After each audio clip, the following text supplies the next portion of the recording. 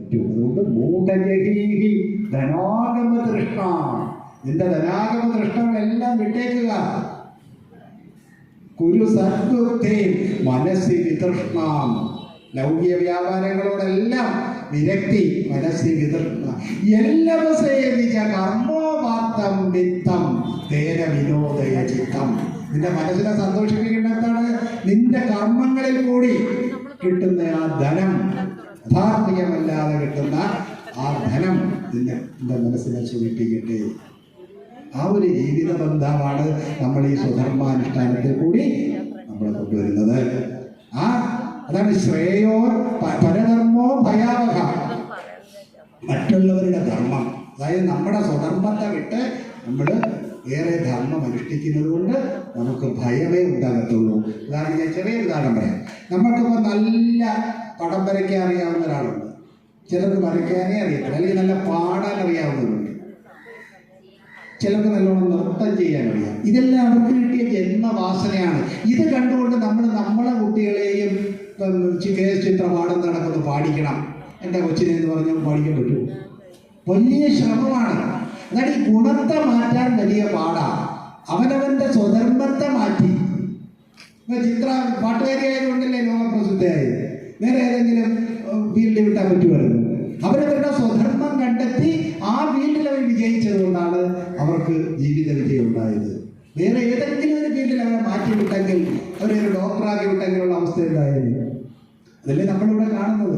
പലരുമൊക്കെ ഓരോ ജോലിക്ക് പോകും, പക്ഷെ അവരുടെ ആ ഉള്ളിലിരിക്കുന്ന വാസന ഏതായിരിക്കും? ഓപ്പറേഷൻ തിയേറ്ററിൽ ഒരു ഡോക്ടർ നിൽക്കുമ്പോൾ അദ്ദേഹത്തിന് പാട്ടാണ് വാസനയെങ്കിൽ അദ്ദേഹം നല്ല പാട്ടൊക്കെ പാടിക്കൊണ്ടിരിക്കും. രോഗിയുടെ വയറ് കീറുമ്പോൾ അദ്ദേഹത്തിന് നല്ല ഗാനമായിരിക്കുന്നത്. അത് ഈ സ്വതന്ത്രത്തിൽ നിന്നുള്ള വ്യതിചലനമാണ്. കാരണം അത് പോകില്ല, അത് ഒറ്റപിടിച്ചിരിക്കും. അത് പരംദൃഷ്ട്വാ നിവർത്തത എന്ന് പറയും. ഗീതയിലെ തന്നെ ഒരു ശ്ലോകമാണ്, വിഷയാ വിനിവർത്തന്റെ നിരാഹാരസ്യ ദേഹിന. ഈ പറഞ്ഞ ഇതുപോലെ രസവർജം രസോപ്യസ്യ പരം ദൃഷ്ട്വാ നിവർത്തത. അതിന് ആ പരമാത്മബോധം വന്നെങ്കിൽ മാത്രമേ ഈ വാസന മാറ്റാൻ പറ്റൂ. അത് ഇച്ചിരി കട്ടിയാണ്. ആ രസം നിലനിൽക്കും. നമ്മളിപ്പോൾ ഏതെങ്കിലും ഒരെണ്ണം ഉപേക്ഷിച്ചാൽ അതിനോടുള്ള ആ ഒരു താൽക്കാലികമായിട്ട് മാറും. പക്ഷെ നമ്മുടെ ഉള്ളിലെ വാസനയുടെ കിടക്കും.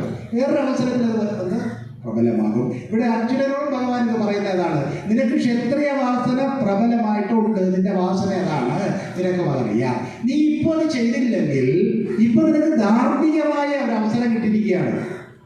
ഇത് നിനക്ക് ധാർമ്മികമായിട്ട് ഈ ജഗത്തിന്റെ സുസ്ഥിതിക്ക് അനിവാര്യമായ ഒരു കർമ്മമാണ് നിനക്കിപ്പോൾ കിട്ടിയിരിക്കുന്നത്. ഈ യുദ്ധം നീ ഇപ്പം ചെയ്തില്ലെങ്കിൽ നീ പിന്നെ വേറെ ഏതെങ്കിലും അധാർമികമായ പ്രവൃത്തിക്ക് വേണ്ടി നിന്റെ ഈ ശാസ്ത്രീയ വീര്യം ഉപയോഗിക്കേണ്ടി വരും. അത് അല്ലേ? അത് ഭയങ്കരമായിരിക്കില്ലേ? അത് അയാൾക്കും കുഴപ്പം, ബാക്കിയുള്ള ജനങ്ങൾക്കും കുഴപ്പം. അതുകൊണ്ടാണ് നമ്മൾ സ്വധർമ്മം ഏതാണെന്ന് കണ്ടുപിടിച്ച് നമ്മൾ അതനുസരിച്ച് പ്രപഞ്ചത്തിൻ്റെ ആ ഒരു സുസ്ഥിതിക്ക്, ഒരു ധർമ്മ വ്യവസ്ഥയ്ക്ക് അനുസരമായിട്ട് ജീവിതം ചിട്ടപ്പെടുത്തണം. ഇനി നേരത്തെ ഞാൻ ഇതൊന്ന് പറയാൻ ഉദ്ദേശിച്ചു, എല്ലാ ആവശ്യമില്ല, ഓരോരുത്തർക്കും അറിയാം ശാസ്ത്രവീര്യം എന്താണ്, ബ്രാഹ്മണൻ എന്താണെന്നൊക്കെ ഉള്ളത്. ഇതൊക്കെ ഗീതയിൽ വിശദമായിട്ട് പറയുന്നുണ്ട്.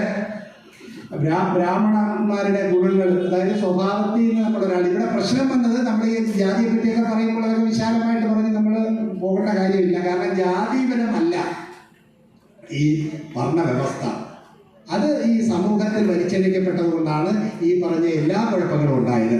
ജാതിയ ഒരാൾ ഈ സ്വഭാവമൊക്കെ ഉണ്ടായിട്ട് എടുക്കും. പക്ഷെ ഗുണവും കർമ്മവും വെച്ച് ഈ വ്യവസ്ഥ ഉണ്ടാക്കിയാൽ കുഴപ്പമില്ല, അല്ലേ? അതാണ് ശ്രീനാരായണ ഗുരു പറഞ്ഞത്, മനുഷ്യാണാം മനുഷ്യത്വം ജാതി ഗോത്വം ഗവാമ്യത ന ബ്രാഹ്മണാദിരസ്യൈവം തത്വം വേത്തി കോവിന. ഈ ബ്രാഹ്മണാദിയുള്ള വർണ്ണവ്യവസ്ഥ അല്ല ഈ ജാതി, രണ്ടും രണ്ടാ. ശ്രീനാരായണ ഗുരു പറയാതെ പറഞ്ഞതാണ്, നിങ്ങൾ ഈ വർണ്ണവ്യവസ്ഥയെ ജാതിയുമായിട്ട് കൂട്ടിക്കുഴയ്ക്കണ്ട. മനുഷ്യന് ജാതി തന്നെ, ജാതി മനുഷ്യൻ മാത്രമേ ഉള്ളൂ. അതനുസരിച്ച് സമൂഹ വ്യവസ്ഥയിൽ കൊണ്ടുവരാം. പക്ഷെ ഓരോരുത്തർക്കും അതാതിൻ്റെതായ വർണ്ണമുണ്ട്. അതാണ് ഈ ബ്രാഹ്മണാദി രസ്യൈവം. അത് ഈ ബ്രാഹ്മണാദി രസ്യൈവം എന്ന് ഈ ശാസ്ത്രങ്ങളിൽ പറഞ്ഞിട്ടുള്ളതല്ല ജാതി. ജാതി മനുഷ്യൻ തന്നെയാണ്. അതാണ് ഗുരു അത് പറഞ്ഞത്. ഇവിടെ ഈ ബ്രാഹ്മണനെ പറ്റി പറയുമ്പോൾ ബ്രാഹ്മണന്റെ ആ ഗുണകർമ്മം എന്ന് പറയുന്നത് ഈ പറഞ്ഞതായിരിക്കും. ഇത് പറയാണ് ശമോദമത്തവ ശൗചം ശാന്തിരാജവമേവ ച ജ്ഞാനം വിജ്ഞാനമാസ്തിക്യം ബ്രഹ്മകർമ്മ സ്വഭാവചം. ഒരു ബ്രാഹ്മണന്റെ സ്വഭാവം ഇതായിരിക്കും. ജനിപ്പിച്ചതല്ല. എന്തൊക്കെയാ? ശമം. എന്താണ് ശമം? മനസ്സിന്റെ അടക്കം. ബാക്കിയുള്ളവർക്കൊക്കെ ഉണ്ടോ? ഈ ബ്രാഹ്മണമായ സ്വഭാവമുള്ളവർക്ക് അതുണ്ട്. നമ്മൾ യഥാർത്ഥ ഒരു ബ്രഹ്മജ്ഞാനി അല്ലെങ്കിൽ ബ്രാഹ്മണനെ കണ്ടു കഴിഞ്ഞാൽ അയാൾക്കെല്ലാം ഉണ്ട്. അത് ഏത് ജാതിയിലോ ജനിച്ചോട്ടെ. ശമം, ദമം, ഇന്ദ്രിയ നിയന്ത്രണം, തപസ്, ഏകാഗ്രത, ഇതെല്ലാം ബ്രാഹ്മണനുള്ള ഗുണങ്ങളാണ്. അതാണ് ഈ പൂജാതി കർമ്മങ്ങൾക്കും എല്ലാം അവരെ പക്ഷെ അത് ജാതിയിൽ വെച്ചവർ വിളിക്കുന്നു. വേറെ മാർഗമില്ലാത്തത്.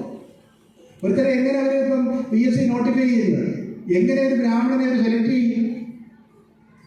അത്രയും ജാതി വന്നുപോയല്ല. അതാണ് ഏറ്റവും വലിയ ദുരാചാരം. അല്ലാതെ ഈ ഗുണകർമ്മ വിഭാഗമല്ല. ശരിക്കും പൂജയ്ക്ക് കൊണ്ടുവന്ന് നീ പറഞ്ഞ സ്വഭാവമുള്ളവനെ പറ്റൂ, ഇല്ലേ? ശമം വേണം. മനസ്സിന് നിയന്ത്രണമില്ലാതെ അവിടെ പോയിരുന്നാൽ വല്ലതും നടക്കുമോ? ദമം, ഇന്ദ്രിയ നിയന്ത്രണം.